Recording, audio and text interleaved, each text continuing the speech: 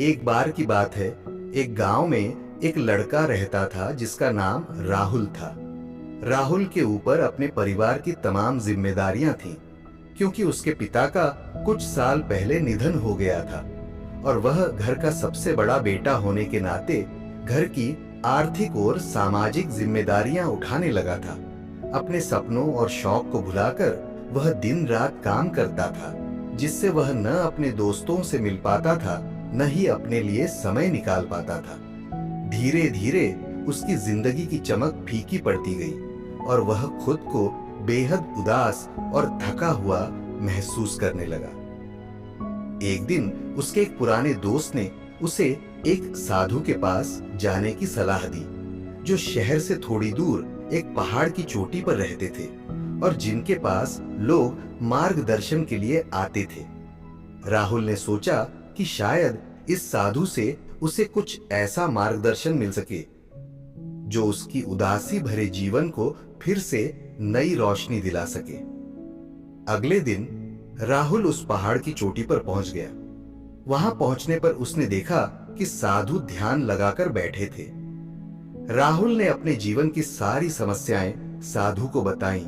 काम का बोझ, परिवार की जिम्मेदारियां, अपने सपनों को भुला देना और अपने जीवन की सारी खुशियां चली जाना, सब कुछ उस साधु को बताया। साधु ने मुस्कुराते हुए राहुल से कहा, तुम्हारी यह सारी बातें मैंने सुनी। तुम मेरे साथ नीचे उस घाटी में बने छोटे से तालाब के पास चलो। वहां कुछ है जो तुम्हें दिखाना चाहता हूं।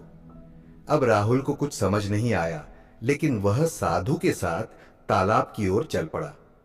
वहां पहुंचकर साधु ने राहुल से कहा, इस तालाब को देखो और अब एक छोटी सी पत्थर की कंकड़ उठाकर इस तालाब में फेंको। राहुल ने वैसा ही किया और कंकड़ के गिरते ही तालाब में कई छोटी छोटी लहरें उठने लगीं, जो तालाब के किनारों तक फैल गईं।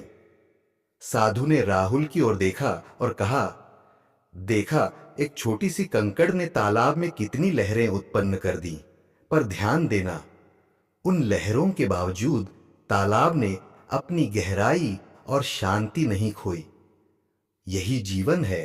जिम्मेदारियां और समस्याएं हमारे जीवन में पैदा करेंगी, लेकिन हमें भीतर से शांत और गहरा रहना होगा।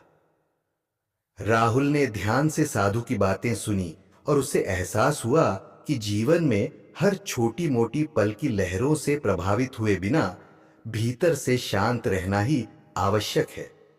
उसने महसूस किया कि जिम्मेदारियां कभी समाप्त नहीं होंगी, लेकिन उन्हें संतुलित रखते हुए अपने लिए भी समय निकालना चाहिए और छोटी छोटी बात पर अच्छाइयां ढूंढकर खुश रहना चाहिए। उस दिन से राहुल ने ठान लिया कि वह अपनी जिम्मेदारियां निभाते हुए भी छोटे छोटे पलों का आनंद लेते हुए अपनी जिंदगी जिएगा।